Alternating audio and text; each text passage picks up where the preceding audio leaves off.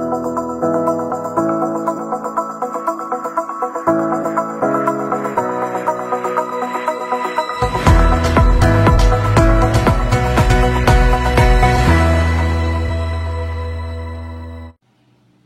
friends, welcome to 4-Star Studios. இன்னைக்கு இந்த வீடியோவில் கிளாஸ் டாப் கேஸ் ஸ்டவ் எப்படி ரொம்ப சிம்பிளாக க்ளீன் பண்ணலாம் அப்படிங்கிறது தான் இந்த வீடியோவில் பார்க்க போகிறோம். இன்றைக்கி பாருங்கள் இந்த ஸ்டவ் எந்த அளவுக்கு ஒரு மோசமான நிலைமையில் இருக்குன்னு. எனக்கு டைமே இல்லாதனால ஒரு 15லேருந்து 20 நாளைக்கு மேலே இப்போ இந்த ஸ்டவ் நான் ரெகுலராக பண்ணுற மாதிரி க்ளீன் பண்ணாமல் விட்டுட்டேன். ரொம்ப எண்ணெய் பிசுக்கு பிடிச்சு போயிடுச்சு. அதனால் இன்றைக்கி கண்டிப்பாக ஸ்டவ்வை நம்ம தொடச்சிடணும் அப்படிங்கிற ஒரு முடிவோடு இந்த வேலையை ஸ்டார்ட் பண்ணியிருக்கேன்.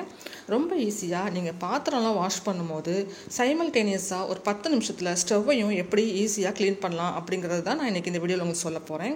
ரொம்ப கஷ்டப்பட்டு அழுத்தி தேய்க்காமல் பாருங்கள், இந்த மாதிரி விடாப்பிடியான எண்ணெய் பிசுக்கு இருந்தால் கூட ரொம்ப கை வலிக்க தேய்க்காமல் அதிகமான அளவில் தண்ணி வேஸ்ட் பண்ணாமல் எப்படி ஈஸியாக இந்த எண்ணெய் பிசுக்கெல்லாம் ரிமூவ் பண்ணிவிட்டு நம்ம ஸ்டவ்வை க்ளீன் பண்ணலாம் அப்படிங்கிறது தான் நம்ம இன்றைக்கி இந்த வீடியோவில் பார்க்க போகிறோம்.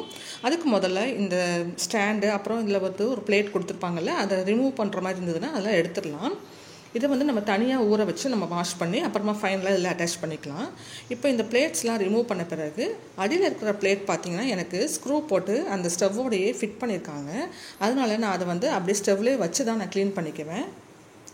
இப்போ இந்த மாதிரி இருக்கிற மோசமான நிலைமையில் இருக்க அடுப்பை கூட ஒரு 10 நிமிஷத்தில் ரெகுலரான ஒரு க்ளீனிங் மெத்தட் எப்படி ஈஸியாக செய்யலாம் அப்படிங்கிறது நான் இன்றைக்கி சொல்கிறேன் உங்களுக்கு. வீட்டில் இருக்கிற சாதாரண நீங்கள் பாத்திரம் கழுவுற யூஸ் பண்ணுற லிக்விடே போதுங்க. இல்லை நீங்கள் ஸ்பெஷலாக ஸ்டவ்வுக்காக ஏதாவது லிக்விட் வச்சுருந்தீங்கன்னா கூட அது இது மாதிரி கொஞ்சமாக தண்ணி சேர்த்து மிக்ஸ் பண்ணிக்கோங்க. ஒரு டீஸ்பூன் அளவுக்கு எடுத்துக்கிட்டால் கூட போதும்.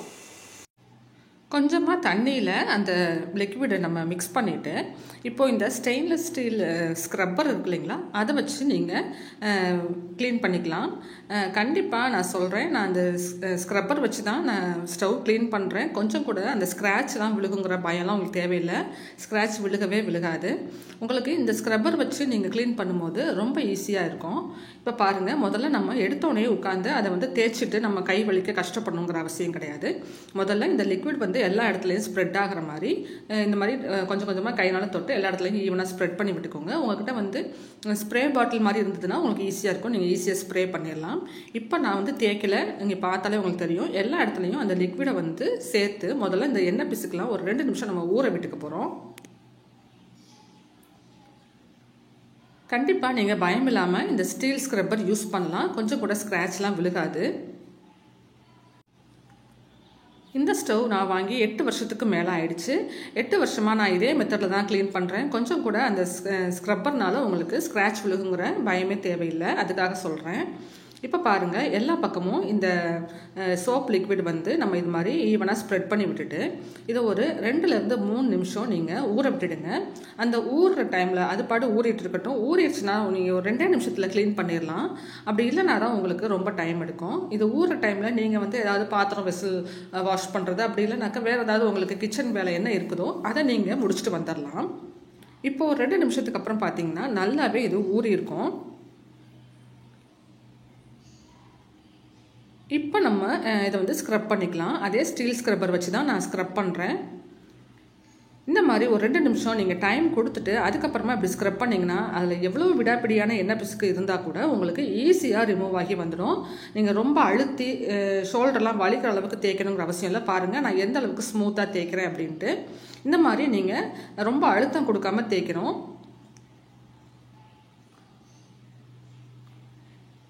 இப்படி எல்லா பக்கமுமே நல்லா நீங்கள் ஒரு நிமிஷம் கூட ஆகாதுங்க நீங்கள் இந்த மெத்தடில் க்ளீன் பண்ணும்போது.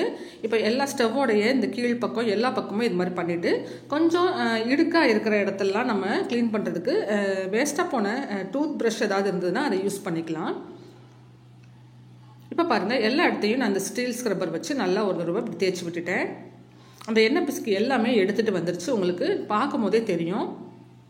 இதுக்கப்புறமா இந்த மாதிரி ஒரு டூத் ப்ரஷ் வச்சு இந்த சைட்லலாம் அந்த ஃபிக்ஸ் பண்ணியிருக்காங்கல்ல அந்த ஸ்டீல் பிளேட்டு, அந்த இடத்துலலாம் இந்த மாதிரி நீங்கள் ப்ரஷ் பண்ணி விட்டுட்டிங்கனாக்க அதில் இருக்கிற எண்ணெய் பிசுக்கு அழுக்கு தூறு பிடிச்சிருந்தா அது எல்லாமே உங்களுக்கு ஈஸியாக ரிமூவ் ஆகிடும். வீக்லி ஒன்ஸ் இல்லைனா 15 டேஸ் ஒன்ஸ் இந்த மாதிரி நீங்கள் க்ளீன் பண்ணிக்கிட்டிங்கன்னா எப்போவுமே உங்களோட அடுப்பு பார்க்குறதுக்கு ரொம்ப நீட்டாக பளிச்சுன்னு இருக்கும். இப்போது அந்த சில்வர் பிளேட்டு ஜாயின் பண்ணியிருக்கிற இடத்துலையும் பாருங்கள், அந்த வெளியிலலாம் கொஞ்சம் எண்ணெய் தெரித்து நம்ம சமையல் பண்ணும்போது கொஞ்சம் விடாப்பிடியான பிசுக்காக இருக்கும். அந்த இடத்துல நீங்கள் ஸ்டீல் ஸ்க்ரப்பர் யூஸ் பண்ணுறத விட இந்த மாதிரி டூத் ப்ரஷ் வச்சு க்ளீன் பண்ணும்போது ஈஸியாக உங்களால் க்ளீன் பண்ண முடியும். அவ்வளோதாங்க. மொத்தமே ஒரு 2 நிமிஷம் தான் நம்ம இது மாதிரி தேய்ச்சிருப்போம். இதே மாதிரி அந்த பக்கமும் நான் க்ளீன் பண்ணிக்கிறேன். இதுக்கு மேலே நீங்கள் கை வலிக்க தேய்க்கணுங்கிற அவசியம் இல்லை. இப்போ இது மாதிரி எல்லா பக்கமும் தேய்ச்சி விட்ட பிறகு ஒரு ஈரமில்லாத வேஸ்ட் துணி எடுத்து நம்ம இதை அப்படியே தொடச்சி விட்டுட போகிறோம். தண்ணி வச்சு வாஷ் பண்ணணும்னு அவசியம் இல்லை. தண்ணி வச்சு வாஷ் பண்ணால் அந்த இடம் பூரா உங்களுக்கு ஈரமாகி, அந்த கிச்சன் மேடை பூரா ஈரமாகி ரொம்ப உங்களுக்கு வேலை ஜாஸ்தியாக போயிடும். இந்த நம்மளுடைய அந்த நாப் இருக்கு இல்லையா, கேஸ் ஸ்டவோட அந்த நாப்லாம் கூட நீங்கள் இந்த மாதிரி ப்ரஷ் வச்சு க்ளீன் பண்ணும்போது அந்த உள் பக்கம்லாம் உங்களுக்கு ஈஸியாக க்ளீன் பண்ண வரும். இப்போ இந்த மாதிரி ஒரு தடவை தேய்ச்சி விட்ட பிறகு ஒரு வேஸ்ட்டான காட்டன் கிளாத் எடுத்து இந்த மாதிரி தொடச்சி எடுத்துருங்க. ஈரம் பண்ண துணி கிடையாது, ஈரம் இல்லாத டவல் தான். அதை வச்சு நல்லா இந்த மாதிரி தொடச்சி நீங்கள் அந்த சோப்பு, அந்த எண்ணெய் பிசுக்கு அது எல்லாத்தையுமே ரிமூவ் பண்ணிடலாம். பாருங்கள், ஒரு 2 நிமிஷம் நம்ம ஊற விட்டுருப்போம். ஒரு 2லேருந்து 3 நிமிஷம் நம்ம அதை தேய்ச்சிருப்போம், ஸ்க்ரப் பண்ணியிருப்போம். அவ்வளோதான். ஒரு 5 நிமிஷத்தில் உங்களுடைய இந்த வேலை ஈஸியாக முடிஞ்சிடும். நீங்கள் வேலையோட வேலையாக இதை செஞ்சிட்டிங்கன்னா உங்களுக்கு எப்போவுமே நீட்டாக பளிச்சுன்னு இருக்கும். இதை ஒரு தனி வேலையை எடுத்து செய்யும் போது தான் நமக்கு பெரிய ஒர்க் மாதிரி தெரியும். இப்போது அதை தொடச்ச பிறகு இன்னொரு துணி எடுத்துக்கோங்க. ஒரு ஃப்ரெஷ்ஷான காட்டன் துணி எடுத்து இந்த மாதிரி தொடச்சி விட்டுடுங்க. லைட்டாக ஒரு ட்ராப் மட்டும் தண்ணி தொட்டுவிட்டு அந்த துணியில் இந்த மாதிரி நல்லா தொடச்சி விட்டுடுங்க. எக்ஸஸ் அதிகமாக தண்ணி ஊற்றி வாஷ் பண்ணணுங்கிற அவசியம்லாம் கிடையாது. அவ்வளோதாங்க. இப்போ நம்மளோட ஸ்டவ் பாருங்கள், சூப்பராக ஒரு 10 நிமிஷத்தில் நீங்கள் இந்த வேலையை முடிச்சிடலாம். பளிச்சுன்னு ஆயிடுச்சு பாருங்கள். முதல்ல இது எந்த அளவுக்கு எண்ணெய் பிசுக்காக இருந்தது, ஒரு 15-20 நாளைக்கு மேலே நம்ம சமையல் பண்ணி இந்த அளவுக்கு பாருங்கள் எண்ணெய் பிசுக்கு விடாப்பிடியாக பிடிச்சிருந்தது. இதை நம்ம எவ்வளோ தூரம் ஈஸியாக பண்ணோன்னு நீங்கள் இப்போ பார்த்துருப்பீங்க. நீங்கள் பாத்திரம்லாம் வாஷ் பண்ணும்போது வேலையோட வேலையாக இந்த மெத்தடில் நீங்கள் ஈஸியாகவே இது மாதிரி க்ளீன் பண்ணிக்கலாம். ரொம்ப நீட்டாக உங்களுடைய ஸ்டவ்வை நீங்கள் மெயின்டைன் பண்ணலாம். இந்த வீடியோ உங்களுக்கு யூஸ்ஃபுல்லாக இருந்ததுன்னா இந்த வீடியோவுக்கு ஒரு லைக் கொடுத்துடுங்க. பாருங்கள், கொஞ்சம் கூட எண்ணெய் பிசுக்கு இல்லாமல் நல்லா நீட்டாக இருக்குது. உங்களுக்கு முதல்ல இருந்ததுக்கு இப்போ இந்த ஸ்டவ் எவ்வளோ தூரம் க்ளீனாக இருக்குதுன்னு தெரியும். நல்லா பளபளன்னு புதுசு மாதிரி ஆயிடுச்சு.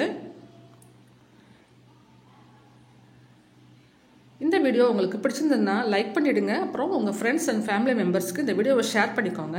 நம்ம சேனல் 4 Star Studios சப்ஸ்கிரைப் பண்ணி வச்சுக்கோங்க. தேங்க்யூ.